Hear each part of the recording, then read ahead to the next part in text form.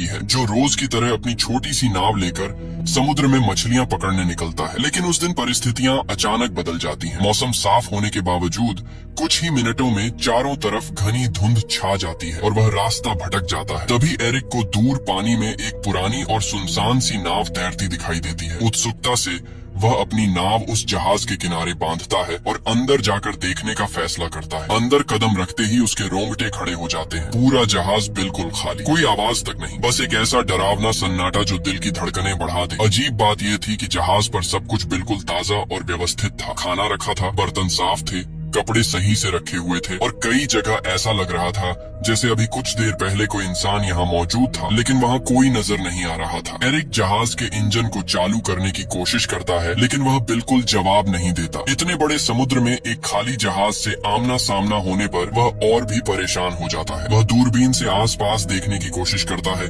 शायद कोई दूसरी नाव या मदद का संकेत मिल जाए, लेकिन धुंध इतनी घनी होती है कि कुछ भी दिखाई नहीं देता। आखिरकार वह कंट्रोल रूम में जाता है और रेडियो से मदद मांगने की कोशिश करता है। वह संदेश देता है कि यह जहाज समुद्र में फंसा है और किसी को उसकी आवाज सुनाई दे तो तुरंत जवाब दे। रेडियो पर मैसेज भेजने के बाद एरिक अपने जहाज की ओर लौटने के लिए डेक पर आता है, लेकिन जैसे ही नीचे देखता है उसका चेहरा सफेद पड़ जाता है। उसकी अपनी छोटी नाव वहाँ होती ही नहीं है, जबकि उसने उसे मजबूती से बांधा था। इतना ही नहीं, कुछ ही क्षण पहले तक फैला घना धुंध भी अचानक गायब हो चुका था और आसमान बिल्कुल साफ हो गया था। समय दोपहर का हो चुका था। उसे समझ नहीं आता कि यह सब कैसे और कब हुआ। अब उसके पास कोई दूसरा रास्ता नहीं था। वह वापस उसी रहस्यमयी जहाज में लौट जाता है और नक्शों के सहारे समझने की कोशिश करता है कि वह आखिर कहाँ पहुँच गया है। उसे जल्द ही एहसास होता है कि इंजन ठीक किए बिना यहाँ से निकलना असंभव है। वह पूरे जहाज में औजार ढूंढता है और घंटों की मेहनत के बाद इंजन को ठीक कर देता है। उसके लिए ये सबसे राहत भरा पल होता है, लेकिन समस्या अभी खत्म नहीं होती। वह फिर से रेडियो पर संपर्क करने की कोशिश करता है, लेकिन एक बार फिर कोई उत्तर नहीं मिलता। थका हुआ एरिक ऊपर की तरफ आता है और उसे अचानक पेशाब जाने की जरूरत महसूस होती है। आसपास कोई नहीं दिखता तो वह सोचता है कि जहाज के किनारे जाकर ही निपट लेता है, लेकिन जैसे ही वह किनारे पर खड़ा होता है अचानक कोई उसे जोर से धक्का दे देता है। वह सीधे समुद्र में गिर जाता है। तेज धार और हवा के दबाव में वह वापस ऊपर आने की कोशिश करता है, लेकिन बहुत मुश्किल से जहाज से लटकती रील को पकड़कर खुद को डूबने से बचा लेता है। हिम्मत करके वह धीरे धीरे खींचते हुए दोबारा जहाज पर चढ़ता है। अभी वह पूरी तरह संभला भी नहीं था कि दोबारा नीचे टॉयलेट जाने उतरता है। तभी अचानक कोई जोर से दरवाजा बंद कर देता है। शुरुआत में उसे लगा कि हवा से ऐसा हुआ होगा, लेकिन जब वह बाहर निकलने की कोशिश करता है तो ताला अंदर से बंद मिलता है। यह देखकर उसकी सांसें अटक जाती हैं। वह ताला खोलने की हर कोशिश करता है, यहाँ तक कि जेब से एक सिक्का निकालकर भी खोलने की कोशिश करता है, लेकिन कुछ काम नहीं आता। अब उसे यकीन हो जाता है कि इस जहाज पर वह अकेला नहीं है। कोई है जो दिखाई नहीं देता, लेकिन हर पल उसके आसपास घूम रहा है। किसी अनजान ताकत का उसे परेशान करने का इरादा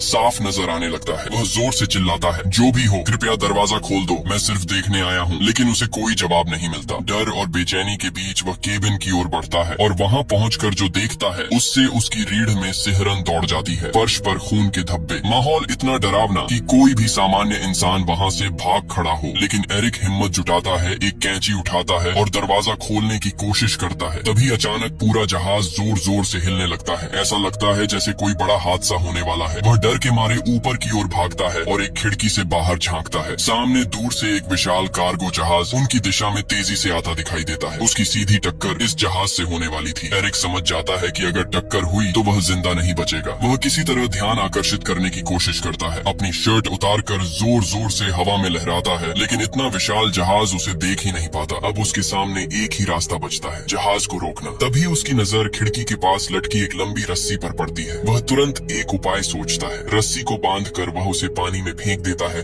ताकि जहाज की गति रुक जाए, लेकिन उल्टा मुसीबत और बढ़ जाती है। रस्सी इंजन के ब्लेड में फंसकर अंदर की ओर खींच जाती है और उसका फंदा सीधा एरिक के गले में लिपट जाता है। जोर की खींच से उसकी सांसें रुकने लगती हैं। हालांकि आखिरी पल में वह एक औजार से रस्सी काटकर खुद को किसी तरह बचा लेता है। रस्सी से गला जकड़ जाने की घटना के बाद एरिक की गर्दन पूरी तरह लाल पड़ चुकी थी। उसका दम घुट चुका था और वह लगभग मर ही गया था। लेकिन आखिरी क्षण में उसने अपनी बची हुई ताकत जुटाकर खुद को उससे छुड़ा लिया। इंजन में रस्सी फंस जाने से नाव की रफ्तार अचानक धीमी हो गई, पर यह राहत बस कुछ ही पलों की थी, क्योंकि सामने से आते विशाल कार्गो जहाज ने बिल्कुल भी रुकने के संकेत नहीं दिखाए। कुछ ही सेकंड में उस भारी जहाज ने उसकी नाव को जोरदार टक्कर मारी। ये टक्कर इतनी भयानक थी कि पूरा छोटा जहाज हिल उठा और एरिक फर्श पर जा गिरा। उसके सिर में गहरी चोट लगी और तुरंत बेहोशी छा गई। जब कुछ देर बाद उसे होश आया तो उसने खुद को फिर उसी बाथरूम में पाया जहां अब पानी लगभग उसकी गर्दन तक भर चुका था। लेकिन जो बात उसे सबसे ज्यादा भयभीत करती थी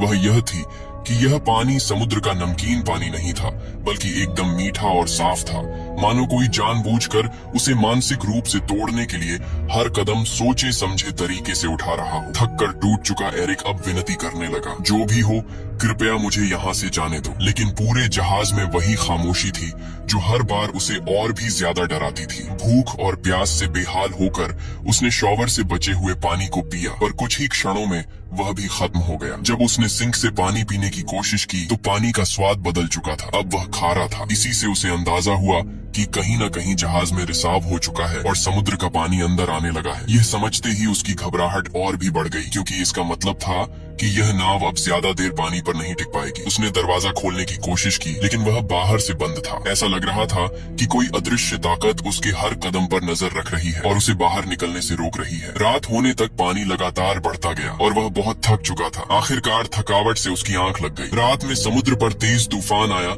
जिसने जहाज को भीतर तक हिला दिया और एरिक को कई नई चोटें लगी। सुबह जब उसकी आंख खुली तो पानी उसके चेहरे तक आ चुका था। मात्र कुछ ही इंच और वह डूब जाता। तभी अचानक उसे किसी ताले के खुलने जैसी एक धीमी सी क्लिक सुनाई दी। उसने जैसे तैसे हैंडल घुमाया और उस पल पानी का दबाव इतना भयानक था कि दरवाजा पूरी तरह टूटकर नीचे गिर पड़ा। इसी तेज बहाव ने उसे बाहर निकलने का मौका दिया और वह किसी तरह जहाज की छत तक पहुंच गया ताकि ताजी हवा में सांस ले सके। अब उसे पूरा यकीन हो चुका था कि यह जहाज सामान्य नहीं था। कोई अदृश्य दुष्ट शक्ति इस जहाज को नियंत्रित कर रही थी और किसी कारणवश वह उसे छोड़ना ही नहीं चाहती थी। शारीरिक और मानसिक दोनों रूप से वह टूट चुका था। नीचे की ओर पानी लगातार बढ़ रहा था और जहाज कभी भी डूब सकता था। इसी भय के बीच उसे एक तरीका सूझा। उसने जहाज में पड़े एयर बैग्स और टूटा हुआ बाथरूम का दरवाजा उठाया और उनसे एक छोटा सा राफ्ट तैयार किया। फिर उसने उसे अच्छी तरह बांधकर मजबूत बनाया और जहाज से खाना पानी और औजार इकट्ठा करके राफ्ट पर रख दिए। बिना पीछे देखे वह उस जहाज को छोड़कर राफ्ट पर बैठकर समुद्र में आगे बढ़ने लगा। लेकिन कई घंटे बीत जाने के बाद भी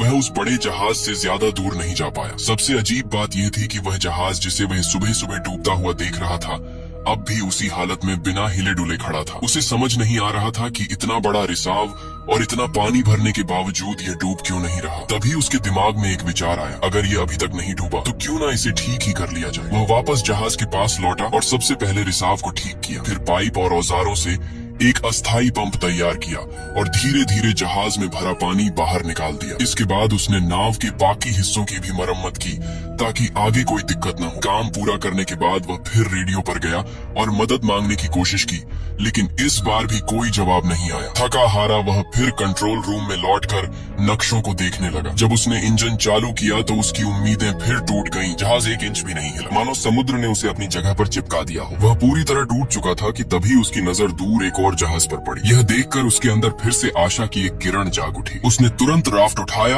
और पूरी ताकत से उस जहाज की तरफ बढ़ने लगा, लेकिन अचानक वह जहाज खतरनाक तरीके से उसकी ओर बढ़ने लगा, मानो कोई अदृश्य हाथ उसे एरिक की ओर धकेल रहा हो। एरिक ने रफ्तार बढ़ाई पर बड़ा जहाज और तेज हो गया। टकराने से ठीक पहले एरिक ने आखिरी कोशिश करते हुए राफ्ट से छलांग लगाई और समुद्र में तैरते हुए दूर जाती एक और नाव की ओर तैरने लगा। लेकिन जब तक वह वहां पहुंचा वह नाव पूरी तरह गायब हो चुकी थी। उसे अब पूरा यकीन हो गया था कि इस रहस्यमयी जहाज पर कोई बुरी शक्ति है जो उसे किसी भी हाल में यहाँ से जाने नहीं दे रही। उसने कसम खा ली कि चाहे जान चली जाए वह वापस उस जहाज पर नहीं लौटेगा। लेकिन समुद्र का पानी धीरे धीरे और ठंडा होता जा रहा था। उसका शरीर सुन्न होने लगा था। नीचे डॉल्फिन्स तैर रही थीं, लेकिन वह स्थिति इतनी खराब थी कि ज्यादा देर तक पानी में रहना असंभव था। ठंड से कांपते हुए पूरी तरह असहाय महसूस करते हुए आखिरकार उसने मजबूरी में उसी जहाज की ओर तैरकर लौटने का फैसला किया जिससे वह बचकर निकलने की कोशिश कर रहा था। वह इतना कमजोर और बीमार हो चुका था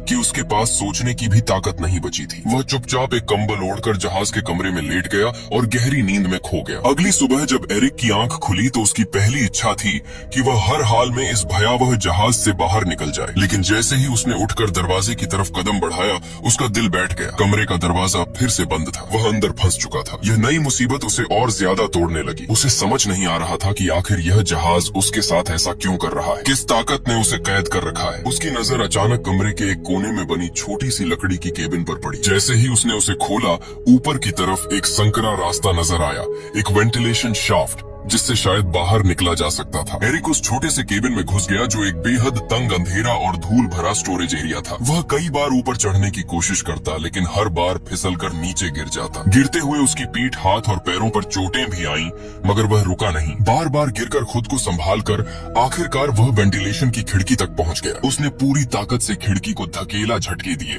पर वह जरा भी नहीं हिली। ऐसा लग रहा था जैसे किसी ने जानबूझकर उसे बाहर से कसकर बंद कर दिया हो। इसी बीच उसे एहसास हुआ कि इस बंद जगह में हवा भी कम होती जा रही है। सांस लेना मुश्किल होता जा रहा था। वापस नीचे जाने का रास्ता भी दरवाजे के बंद होने की वजह से खत्म हो चुका था। अब उसे लगने लगा कि शायद यही उसकी आखिरी जगह बन जाएगी। उसी समय फिर से वही रहस्यमयी क्लिक की आवाज गूंजी, ठीक वैसी ही आवाज जिसे वह पहले भी कई बार सुन चुका था। और उसी क्लिक के साथ वेंट की खिड़की अचानक खुद ब खुद खुल गई। एरिक ने एक पल भी बर्बाद नहीं किया और तेजी से बाहर निकल गया। बाहर की ठंडी ताजी हवा उसके फेफड़ों में भरते ही वह थोड़ी देर के लिए शांत हो गया। जब उसने ऊपर से नीचे झांक कर देखा तो उसे समझ आया कि यह जहाज खुद ब खुद एक छोटे सुनसान से द्वीप की ओर बढ़ रहा है। उसके मन में हल्की सी उम्मीद जागी, शायद यह उसका मौका था इस अभिशप्त जहाज से छूटने का। जैसे ही जहाज किनारे लगा, एरिक तुरंत नीचे उतरा। जमीन पर कदम रखते ही उसे लगा कि इस पूरे रहस्य के पीछे जरूर इसी द्वीप पर कोई छिपा हुआ है। गुस्से में उसने रास्ते से एक लकड़ी का डंडा उठाया और चारों ओर तलाश शुरू की। लेकिन कुछ ही देर में उसे एहसास हुआ कि यह द्वीप पूरी तरह बंजर है। न कोई झोपड़ी, न कोई आग के निशान, न पैरों के निशान। यहाँ किसी इंसान के होने का तो सवाल ही नहीं था। यह देखकर उसका गुस्सा अब डर में बदल गया। आखिर यह सब कौन कर रहा है? द्वीप से बाहर निकलते ही उसकी नजर